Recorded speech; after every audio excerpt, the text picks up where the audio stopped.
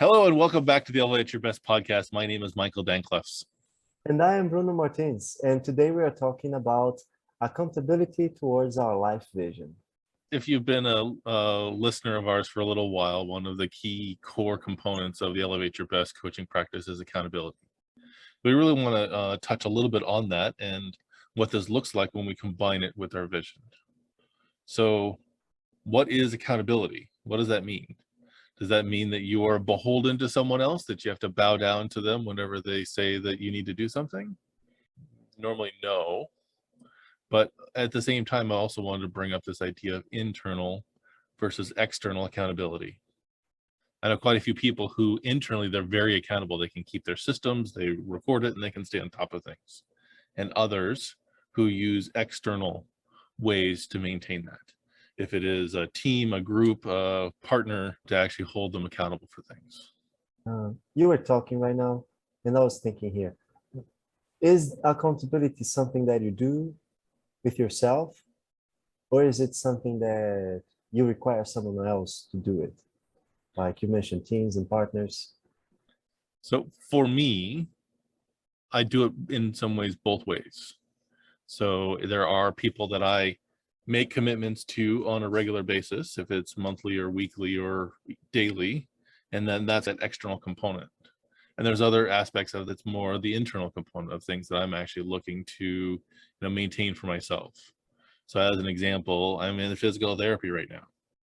So I set up a database in order to track how often I'm doing those things. So that is my internal accountability of, yes, I did this many times. If I go and see the physical therapist, they're going to ask me, how did I do with it? But like on the day-to-day, there's no one standing over my shoulder saying, did you do your exercises? So that is how I would consider internal accountability versus if I commit to showing up at a particular place at a particular time, or to deliver on a particular product or statement or make an appointment, then if I've made that commitment to someone else, which is another one of the core values of the Elevate Your Best company, is once that commitment is made, then there is some accountability that I'm going to be held to is delivered on time and what was agreed upon at the rate and place that was committed to. So it is this balance. And one of the calls I was on a few weeks ago, they really talked about this matrix of people who are more internally accountable, but then they're more of a rebel when it comes to being accountable to other people. And I'll actually find that matrix in a little bit, and we can link to that here. And some people have to have someone else hold them accountable, otherwise it doesn't get done. I know that I do have a tendency to be more of that on that other side, is that the things that I commit to other people, I tend to hold in higher esteem than the things that I actually promise to myself, the things that I commit to myself. So I tend to be more of an external accountability person. Interesting. And we talked about accountability before. We mentioned that on, there's a podcast, I believe. It's one of the first podcasts, right? We have preparation, we have commitment, accountability, and celebration. So accountability is the third episode we have. And we talk about all these conversations that are empowering and help us to better understand ourselves. So if you are interested in having more conversations like that and to following up with our podcast and seeing what we are talking about, consider leaving the like button, hitting the like button below, and hitting the subscribe button as well, and even activating the bell button if you wish to be notified. Every week we are launching a podcast and we'll be putting more content out there as well in the future. And like Michael said, we mentioned accountability before, we talked about commitment.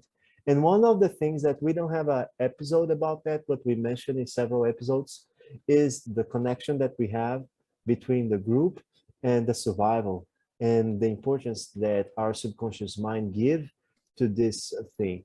I do believe, Michael, that when people that are important to us, that they have a personal value to us, they have deep personal value, and they are taken in high esteem in our lives, when we make commitment with those people, we tend to put more energy. Our subconscious mind tend to give more space, more energy, more importance to solving those things and fitting into their expectation, even thinking into their expectations, we might see unconscious actions that we are taking. We might change our mood, change our state, and not exactly understand how.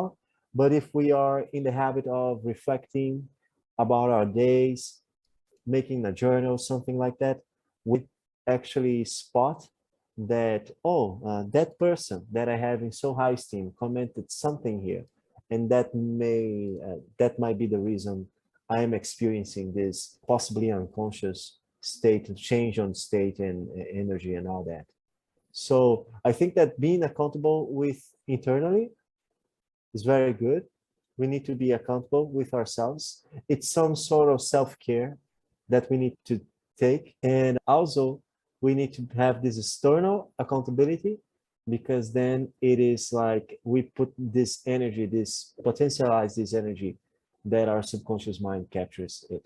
So there are some people that are actually the contrary. I thought everybody was more accountable to making commitments with other. It may be a small percentage of people, but I know that there are those who are counter to that, where, and even that they may be on a scale of internal versus external accountability that is really high or really low on both. So a person who is low on both is like rebelling against everything, including themselves. I'll have to find that. There's a survey out there that kind of almost like a personality test on your accountability level. But one of the things that accountability, each of these cornerstones of Elevate Your Best, of being preparation, commitment, accountability, and celebration, can be really hard for people.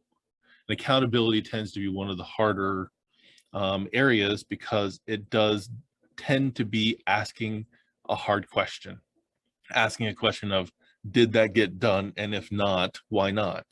Or when that got done, what did you learn about it?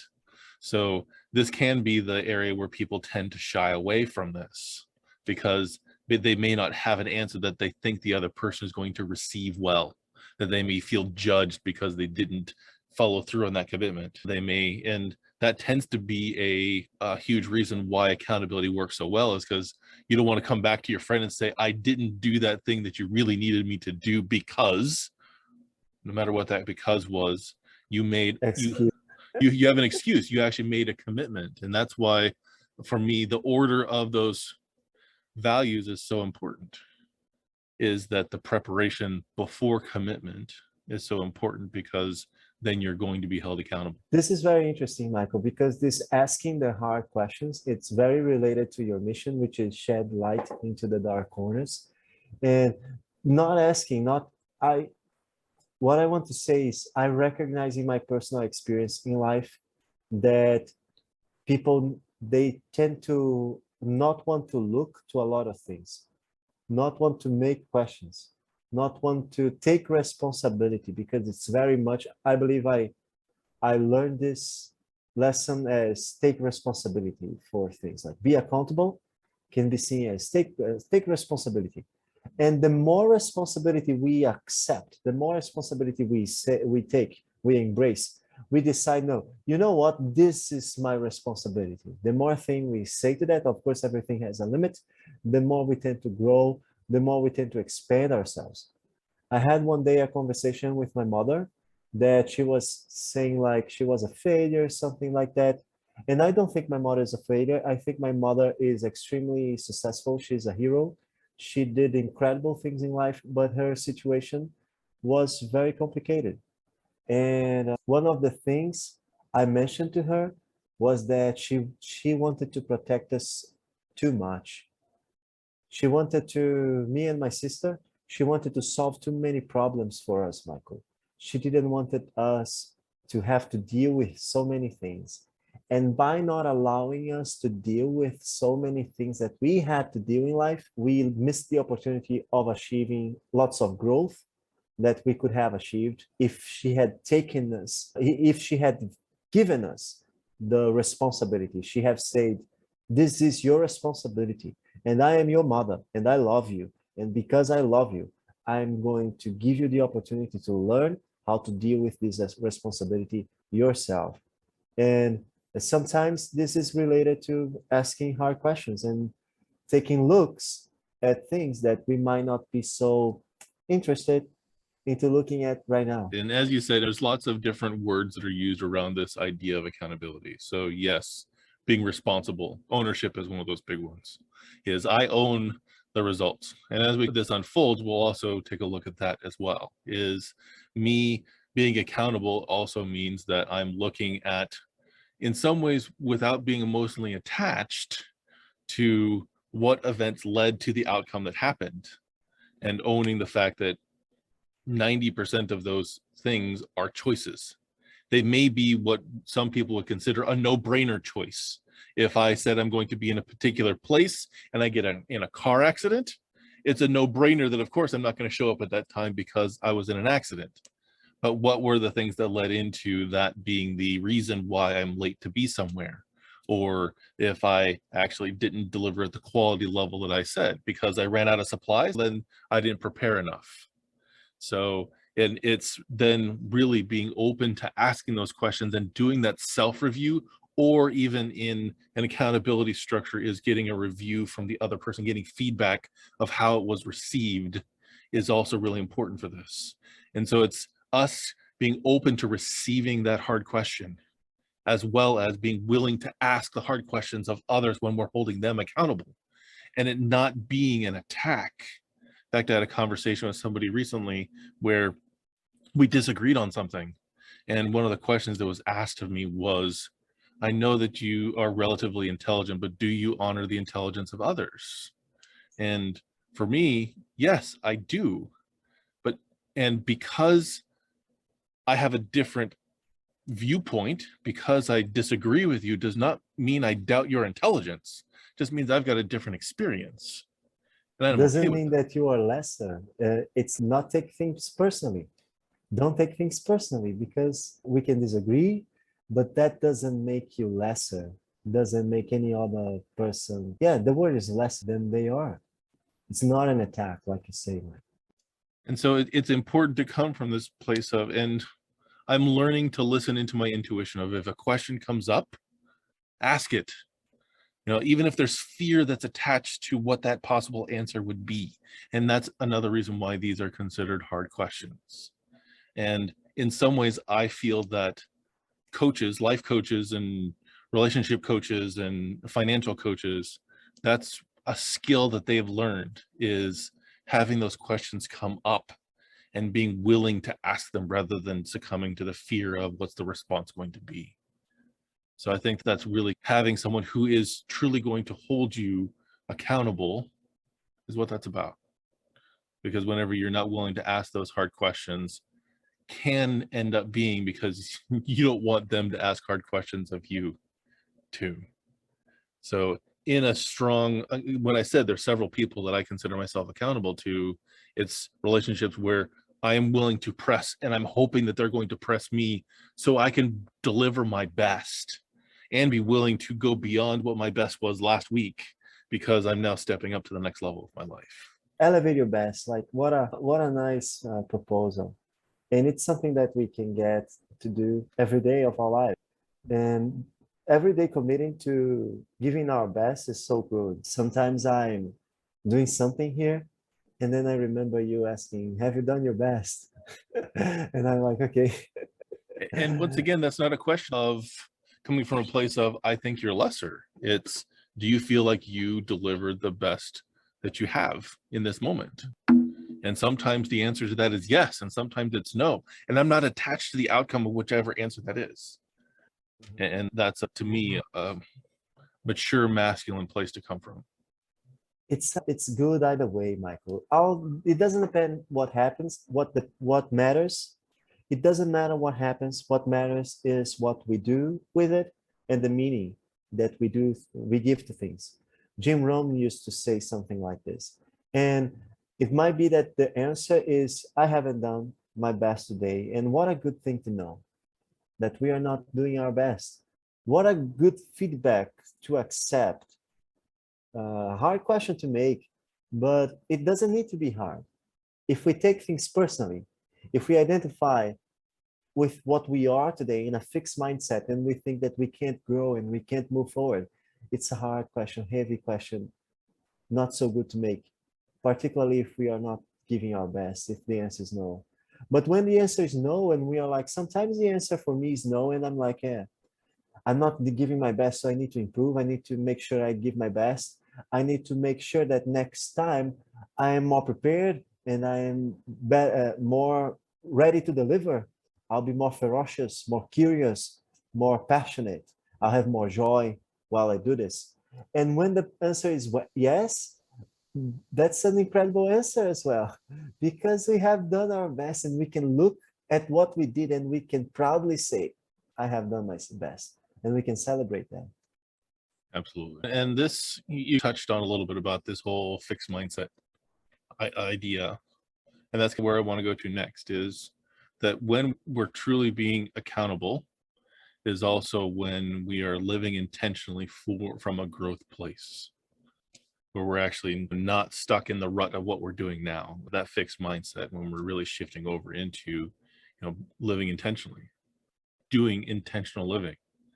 And that's one reason why it's weird. If I were to roll back my clock and actually look at me 5 years ago or 10 years ago, I wouldn't say I was as committed of a person. I didn't actually set out goals of where I was going to go and see where I could be, who I could become and discover in myself. I wasn't on that path.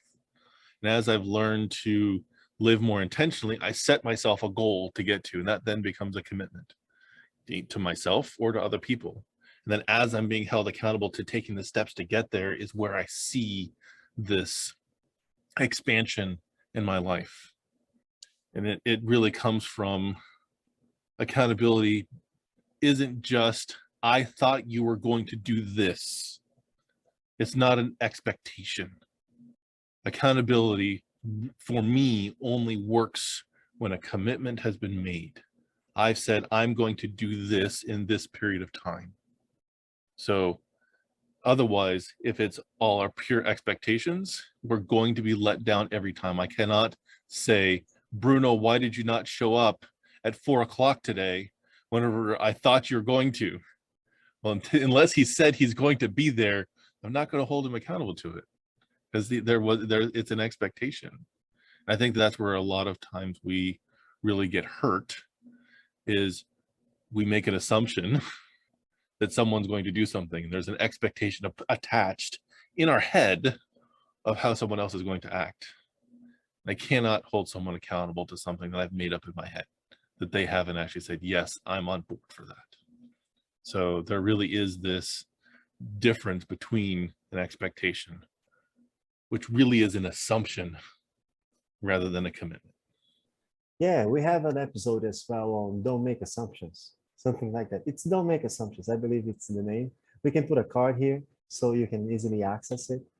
And it's very good, Michael, that you mentioned this difference between commitment and assumptions, expectations, because I see people get a lot frustrated with their expectations, and it's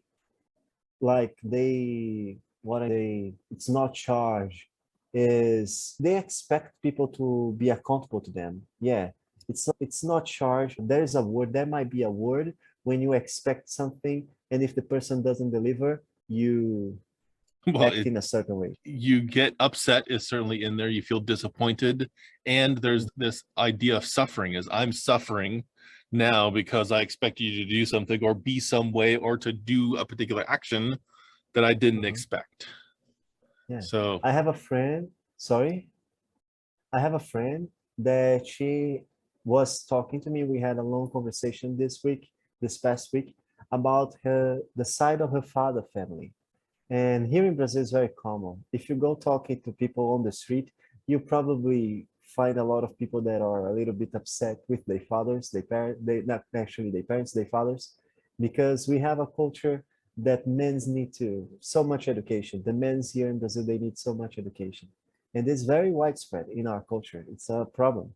But then this girl was talking about her father's side of the family, and that they all pressure her. Perhaps that's the word I was looking for, because they had expectations that she wasn't interested in delivering because it was not herself. And they expected her to behave in a certain way. And it appears that any way she behaved, it was a pattern that they were on, where they were always unsatisfied, with something.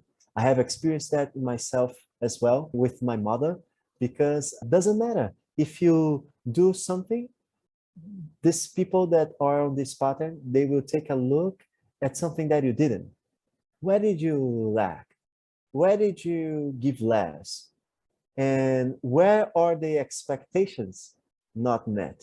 And then they blame you, they put pressure on you, they do judgment on you.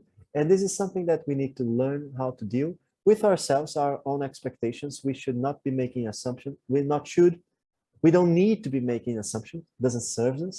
Thank you, Michael. We don't need to be creating expectations. We need to make commitments. We don't need that. We get to make commitments. And when we make commitments, be it with ourselves or with other people, that's very good, because now we have a target, a goal, not an expectation to meet, but something that we are excited about delivering. And what I picked up on what you were getting at was this idea of people being very critical of you. They're critiquing everything. They're looking for everything that's wrong. And it's one reason why whenever I came up with the core values for Elevate Your Best, that criticism isn't in there. It's not a matter of catching you doing something wrong. It really is why the sequence is what it is. Accountability leads to celebration, not to criticism, not to judgment. We judge ourselves enough as it is. So the idea is that when we're actually living on this intentional path and we're making a commitment to where we're going to go and being held accountable to it, we have the opportunity then to move into a phase of celebration. If that's relaxation, if that is taking better care of ourselves, because we now have the ability to do that. So it really is a sequence, to me, is really important. And in that order is also very important, is coming back to a place where we are celebrating our lives. It's because doing just preparation by itself doesn't gain you anything unless you're also using that to go somewhere. I can actually have all the best clothes in the world here to stay warm. But if I don't go outside, it doesn't matter if they're inside with me. So it is then committing to doing something with it once we've been preparing for it. Yeah, staying warm is very important, particularly if you are in New England. And Michael, you mentioned something. It's the second time you mentioned, and I don't remember what was the first one, but it comes to me the idea of this intentional life that we aim to live. We need to consider that we are not, our conscious mind is a small part of our mind. It is a small part of the manifestation that we are the universe having the opportunity to experience itself. And we come in what I like to call, I don't know if Michael likes that, our collective being. Do you like that term, Michael, our collective being? No. Not really my term, but that's okay. Okay, sorry about that, but I liked it. So we have this collective being, and it's part of my language. And the idea is that with this collective thing, we need to analyze it with several parts to it. Our conscious mind is just one of them. Then there is our subconscious mind that does the bulk of the work in building our reality, building our lives, because it's split-second decisions like intuition, all that subconscious mind working, the habits, the things that it's easy for us to do, what's hard for us to do, where is friction and where there's not. And we get to understand that our conscious mind is a small part of ourselves that we are aware of, which takes all the space, is like of our consciousness, is looking for pleasure and pursuing pleasure and avoiding pain. It's always pursuing pleasure and avoiding pain. And if we keep this information in mind, when we are planning our intentional life, when we are planning our commitments, it was about the hard questions, I remember now. And when we are doing our hard questions, the questions that we don't really want to do to ourselves, we need to make those questions, because it's okay if we don't take care of it, if we don't try to be more conscious about it, if we don't look forward to being more conscious about it, the decisions we are making, the questions we are making, what are we committing of, then we get into a much automatic reaction state, reacting to things in life. And we tend to be just pursuing pleasure, doing automatic actions that are in our environment first to pursue pleasure and to avoid pain. So we live a reactionary life. We live just reacting to cues of pleasure, stimuli of pleasure, and avoiding pain. As you're talking about this, I had this image in my head is at one point in time, computers used to be a really small monitor and a really big system unit, really big box that had all the stuff in it. And that to me is the human consciousness, is you got a really small monitor, that which you're interacting with the world, but then you have this subconscious, which is all the other stuff behind it. And oddly enough, technologies actually come so far on the external side that a laptop has a really big screen and the rest of it's actually relatively small. If we look at the interface we have in our pocket with a phone, most of it's screen. This is the interface here. And there's what, twice as much that's actually behind it in comparison to the interface, but the human experience has not evolved to that same level. The technology around us has. So intentional living to me is about making the screen bigger, making the interface that we have to our conscious and subconscious parts of our mind, so we can actually go in there and reframe it, recode it, refile it, reorganize it. So it's something where we're actually living the best version of our life, not necessarily living the best version of somebody else's life for them. That's very interesting, Michael. I love the analogy that you did with the screen and everything, the technology, because it's actually being able to take a better look, being more conscious. Because consciousness, like understanding, is power. When we understand something, we can manipulate it better. The better we understand, the better we manipulate. If I wish to get my car, put it down to pieces, I need to have understanding on how it's put together. And if I wish to put it together and hope it will work, I need to have an even better understanding. So this is the same with our lives. We have the power to change ourselves, but for some people, for myself in the past, was so hard to change. And I understand that for some people, it's extremely hard to change. And some people, they will experience it their entire lives without being able to understand that they can change some things, and they'll be victims of circumstances, culture escape, and things like that, victims of a fixed mindset. But then some other people will understand, oh, I can learn how to deal with that. I can improve on that and take tangible actions, because tangible actions, they lead to tangible results. This is something that we have mentioned before on the health and fitness episode. And it's very good because it's true. When we take tangible action in our lives, when we do something, we can expect tangible results, the transformation of energy and moving forward towards our objectives. Because there is a question, Michael, I would even like to pass this question on to you, because I'm just talking for a while now, but why don't people take action? There is this question. I remember that there is an episode on Tony Robbins. He proposed to answer this question, and you have mentioned this wireframe before, and there is a reason why some people, they don't tend to take action, and it is related to tangible action leads to tangible results. Do you know what I'm talking about, what I'm referring to? It's that frame from like you, because of your posture, you take action, and your actions depends on your posture, and depending on the action you take, you get results, and depending on the results you have, you feed your belief, and this is a cycle that keeps feeding itself. I've seen a couple of different models like that you're talking about. And in the life book work that I've done, they talk a lot about those core beliefs, and that your core beliefs lead to your mindset. And from that mindset is where you make your actions. And then from your actions, results. And then those results then reinforce your foundational beliefs, your premise of what you're doing. So it's really being mindful of that cycle is going to come around. One of the episodes I know that we've talked about in the past too is the law of attraction. And that this really is that idea of take a tangible action, get a tangible result. And we may not, that I like looking at both sides of this. And like we said, that the hard questions of being accountable. And that's why this is so important, is if we look at, it's Jack Canfield's success principles. The first principle is to take 100% ownership of your life, to own every aspect, the good and the bad, because the good is because of the choices that you've made. We've talked about this as the compound effect. A series of good choices are going to take you to a good result.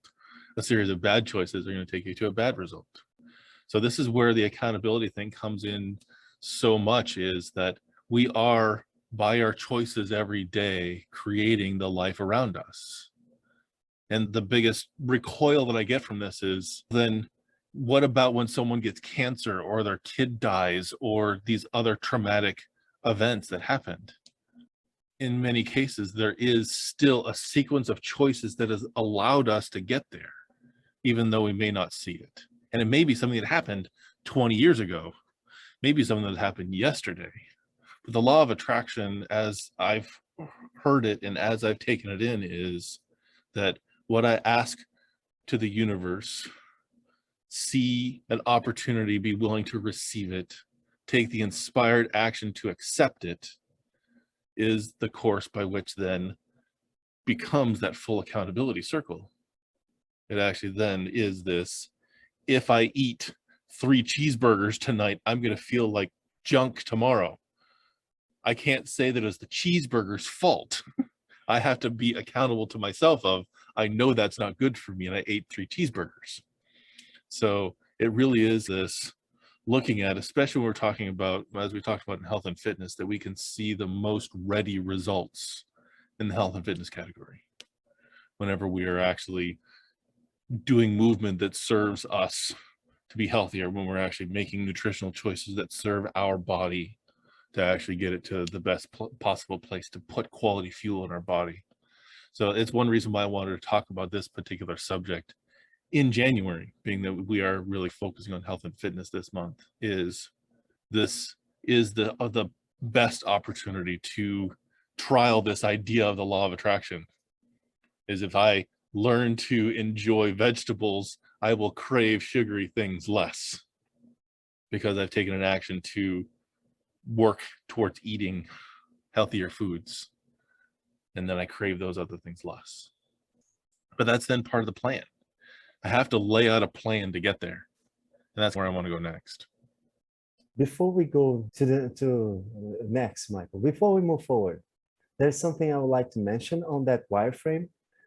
Oh, you mentioned beliefs in that wireframe, something like that. I do remember that it is beliefs. You might call it premise as well. I don't actually remember. But when Tony Robbins talks about it, he talks about beliefs, and beliefs leading to posture, and this posture leading to action that leads into results. And you mentioned this being a cycle and everything. There is something that I remember he talks about in his video. We will even link this in the description as well. It's very good video, very good content. They have a conversation, Tony Robbins and 2 other guys, and they are some .com millionaires when there was the first 1.0 internet thing. They made millions. One of them is the first person to make 1 million in a day on the internet when they didn't think it was possible before.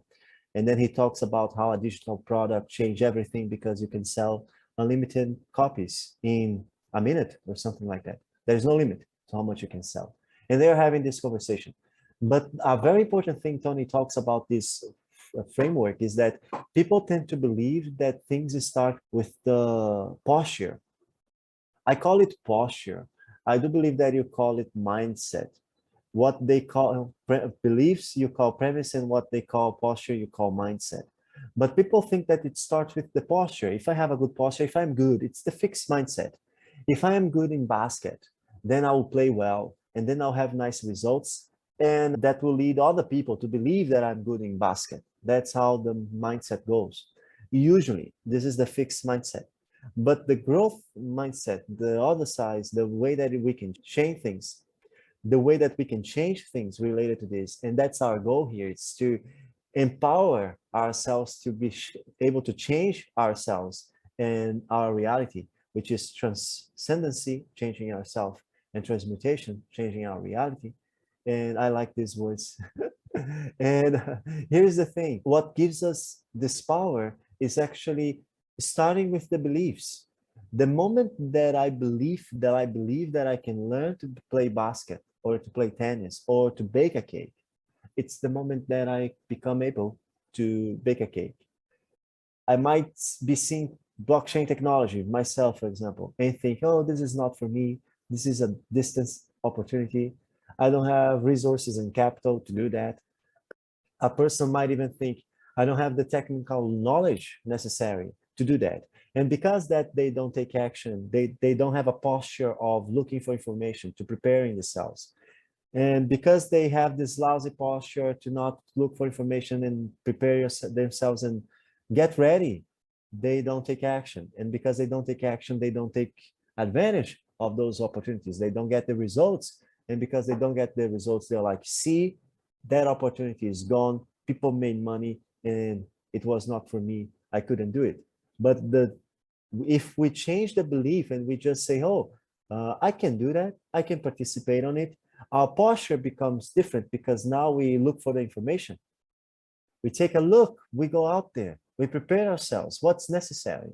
And because we are looking what's necessary and better understand the scenario, we better understand the technology, and we start to take better, improved actions. And because we take better, improved actions, we have better, improved results. We might have acquired some piece of asset, some token that increased its valuation, an NFT that became accepted by the community and increased its valuation. And now we sell these tokens and we get profit. And this increase our belief in ourselves, or we might not need to get profit on that. I know I've been so long on this, but we might just be like, oh, I had an experience with this technology. I used it and it was not so hard. This is already a result. And now I'm accessing like a certain website on the blockchain. And I'm like, oh, I can do it. It's possible. And this improves my belief. And then I get to know more and more technology. I think that the distinction that people might start on the wrong place, and that's why they don't feed this cycle of confidence. I remember now, I gave a talk about this and I mentioned this, like, how do we build confidence in ourselves? And it's through this cycle. When we believe more in ourselves, we go through this cycle and it improves our confidence. Absolutely. Absolutely. I overcomplicate that a little bit. Why am I? Yes, yes. We're coming back to this whole idea of accountability. In some ways, it feeds that same cycle. Accountability feeds that same cycle. Because when we actually have external feedback, we can actually then build the next step of that. So if that feedback is another possible way to do it, or maybe it's how it's received, or maybe potentially a resource that we can use in order to prepare for the next cycle, or similarly, as we observe others, we as human beings do tend to mimic what we see around us, good or bad, we tend to mimic what's around us. So it's where having an external influence of accountability can help us with this, is that are we still moving towards where we want to be? And if not, what do we need to do in order to shift that and change it? So having someone say, okay, so blockchain technology, you're learning about that. What have you learned by it? What have you gained by it? What results have you created? Now that we know what you've created so far, where are you going to go next? And what are the steps you need to take in order to go there? If it is researching for 4 hours, if it is talking to someone who's in that, or perhaps it's going into partnership with someone so that you can actually leverage their resources or their knowledge or their capabilities. So accountability is another layer around that cycle. And just one more thing, Michael. I do know that there is a lot of information and details, but I believe that being able to wrap our minds through this process, this cycle, and this difference from how most people turn this cycle, make it run, and how we can better run it for ourselves in order to build confidence and learn new things and get this fuel ourselves to move forward.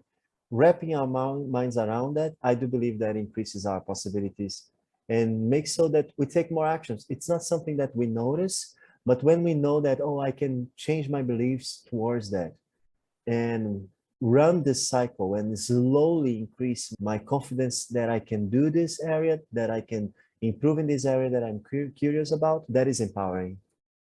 Absolutely. So, and once we learn that this is possible, we then have the opportunity to also then set up a plan to get there.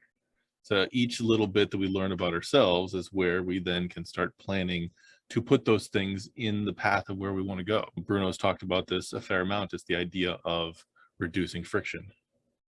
That's part of that strategic plan, is reducing friction on the things you want to be doing, increasing frictions on the things that you don't want to be doing, because it's easy for us to get distracted many times. I know it is, certainly for me. And in that vein, knowing a system that can allow you to do strategic planning. There's lots out there. Our tools of visualization, in essence, are strategic planning tools. So finding the right one that actually helps you connect. I'm here and I'm going there. And these are the steps I want to take to get there. Because if we don't take this time to prepare, our actions are not so productive, and we need to be productive. And there is just too much things we need to do in life. We want to do in life. So it's important to stop, make some planning. We have the tools of visualization where we mentioned strategic planning. That are 8 steps. And you don't need to go through these 8 steps every time that you do some strategic planning. But if you are familiar with it, it already makes a big difference, because now you have an idea on how to deal with priorities, how to focus on a single thing and solving problems, and stop starting and start delivering, which is not the way you mentioned. You mentioned differently, Michael. It is complete less, right? No. So sorry, completion. can you repeat that? Yes. So for me, it's complete more and start less. So completion being that you have finished to the point where you said that you're going to be done, and starting less. I know I personally can get distracted on doing too many things and start a whole bunch of different projects and never get them to a point of completion. And sometimes strategic planning is also about determining what completion looks like, because then we know what to be held accountable to when we cross the finish line. So that's why strategic planning is part of this conversation. And accountability is part of strategic planning. When we do the strategic planning, I believe it's the last step. Maybe it's not the last one, but it's one of the final ones, is follow up on what we plan. How is the plan going? Because planning is not something that we do in the beginning of a project and we forget about it. Planning is something that we do in the beginning of the project to set a roadmap, to identify what is important, to create our project and start it. And then we continue following up with the plan. Are we aligned with the plan? Are we on schedule? How are we on the deliveries that we agreed to present? Are they coming forward? Are they promising? Or are we falling short? Do we need to adjust the plan? Because there is a phrase here, content creator here from Brazil talks about, it is no plan survives the battlefield. He's online advertising on Instagram, not on Google Ads. He does. Yeah, how I've heard it phrased, and is probably butchering it still, is even the best laid plans do not survive first contact with the enemy. This is probably from Art of War, right? Sounds like Sun Tzu would say something like that. Yeah, I don't know, but I heard from this guy here. He's Pedro. He does content for Google Ads, and he has a course and things like that. But it's interesting. Another thing that we need to learn as well, we get to learn. We don't need to, but we get to learn when we are talking about strategic planning, project management, which is something deeper, but it's interesting. If you are talking about intentional living and you work with us, we do some project management on Lifebook. Michael has access to that. And on Notion, he does, it's not like, I wouldn't say project management, but we use some principles there because we are managing information and our plans and our goals.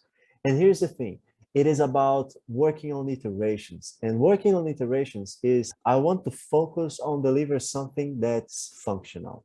So if I'm starting to work, I don't start working until I understand something that I can deliver, that when I deliver, it will be useful. It's not something to show off. It's not some vanity thing. Like, it's useful. When I get to that point, when I deliver this work, I will plan the work in a way that when I deliver it, when I finish, I'll stop starting new things and start finishing things. And those things will be well planned enough so when I finish them, they'll be useful for me. So I'll commit not to putting work down, but I'll commit into reaching a result. And when I get there, I'll have something to celebrate. So everything works together. Absolutely. And this is the reason why I want to make sure that this stayed in our conversation today was accountability isn't only to an end result. The 2-year plan, we don't actually have accountability just to cross the finish line 2 years out. It works for me so much better when we start on the small milestones and being held accountable to get those. Once we've planned what the steps are, check in with someone, even if it's just yourself in a journal entry or in some sort of way to get this written down. Get this in a place where you can then see the track record of what you've learned. So knowing that what the iterations are, what you learned at each step, rather than waiting to do a review of accountability halfway through, 2 years, 10 years down the line, and then go, oh, I missed the mark. Because if we were to start walking from Alaska to Florida and we're off by just 1 degree every single day, we'd end up in New England instead. So really checking in on your progress in those iterations, those smaller steps, and recalibrate and actually make sure that we're still heading towards that vision that we actually created originally, that we're And actually still it's, heading towards it. Michael, but it's so important, this thing that you mentioned of checking on our track record. That is so important because in my own experience, sometimes we live life without taking into consideration how much we have accomplished so far, how much we have done. And we focus, like my mother, I mentioned in the beginning, on our shortcomings, on our failures, on the things that we could have done, that we might have done better, that assumptions and expectations and frustrations with the past. Assumptions lead to frustration. And we instead can, if we journal, if we take note, if we use systems like we are talking about, we'll have documents that show to ourselves. We can look back into the past and see how much have we accomplished. And even if we had shortcomings, how good can it be to look behind and be able to see how much we have accomplished? I think that it can be extremely beneficial to anyone. Absolutely. And what you said there reminded me of, I've got written on a rock upstairs that someone gave me that said, fear regret more than failure. So take those actions and take the steps and learn by them, and actually then check your track record along the way and apply the lesson you got from there to reorient and actually head to where you're going. And a lot of this really is then leading to me around what is the system that you're using in order to hold yourself accountable. There's lots of systems out there, and finding the one that works best for you is really important. There's a lot of productivity hackers out there and systems getting things done and ways that you can actually do this. The 12 dot system, there's quite a few around habits and processes and goal setting. The one that I've actually embraced for myself is the Lifebook framework and the community that goes with it. And I've taken some of the things that I've learned there, and I've then taken it to another level. Is I've incorporated that framework into what we talk about fairly often on here, and we actually use for a lot of the production that we do for our podcast is in Notion. It's a tool that for me, yes, has some shortcomings, just like everything on the planet. But for what I use it for, it's one of the best tools, it's one of the best levers to be able to accomplish what I'm looking to do. And it may not be the right tool for everyone either. I'm saying get the right tool for you. Make sure that you use it consistently on a regular basis. If you're going to lead this intentional life that you plan, is taking note of how far you've gone. Maybe stop and take a picture of your journey while you're going there as you get a snapshot in time and show your progress. And what I really enjoy is then sharing that progress with other people so that the lessons that I learn, that they can actually take with less pain, with less time, with less money in order to springboard them into the next phase of their life as well. And sometimes that's in a group setting, sometimes it's one-on-one. Find a tribe that supports you in this, that actually really is helping you celebrate your wins as you in from that place of accountability, rather than the judgment that can come along with criticism and being super critical around things. Because to me, accountability is not that judge sitting and finding ways to prove that you're not enough. It really is about someone supporting you to elevate your best by helping you see where you can continue to grow, where you can continue to learn, where you can continue to find a new version of you that's better than it was yesterday, last week, last month, last decade. And it's great, Michael, the idea that you mentioned about you embraced this, the way to change this through Lifebook process. It was one of the tools that you embraced. We talked about before life users interface. I do believe that we can revisit this episode and even cover this better, because this life users interface that I mentioned in a conversation with Michael are ways in which we can see lives and in which we can better interact with life. For example, our religion, it comes with a whole set of values and beliefs and rituals and events and even purposes in life. And this is extremely important for ourselves. We need those elements in our lives. We need to engage with those things, a community. And for example, if you are a Mormon, you go into a mission. I believe it's 2 years of Mormon's life. They can sign in and go into a mission. This is a purpose, a mission that the person's taking. And this interface comes with it. And Lifebook is like an interface for that. It's not the same purpose, but then we have a way, it's like a path that we can go through, a journey that we can go through. And when we go through this journey, there are some expected results. And Michael, I love that you use Notion to leverage this, because Notion is a leverage. Productivity increases so much with Notion. Amazing. And Michael uses Notion to leverage the Lifebook process, the benefits of the Lifebook process. And it's incredible, it's fantastic. And also, we get to create that record that I mentioned before. We write down things, not exactly into paper, but now we wrote it down. We have a record that we can look back, and not only on our victories, but on our projects and everything that we plan and how we are delivering on those. And I certainly learned this because I'm actually taking a few people through the Lifebook process right now as a leader. And some people really can embrace all the tools that I'm bringing. And for others, it's overwhelming. So there is this opportunity. We do share a lot of information. We throw a lot of information at you. My goal is that there's at least one takeaway that you get from each of our episodes that you can apply in your life.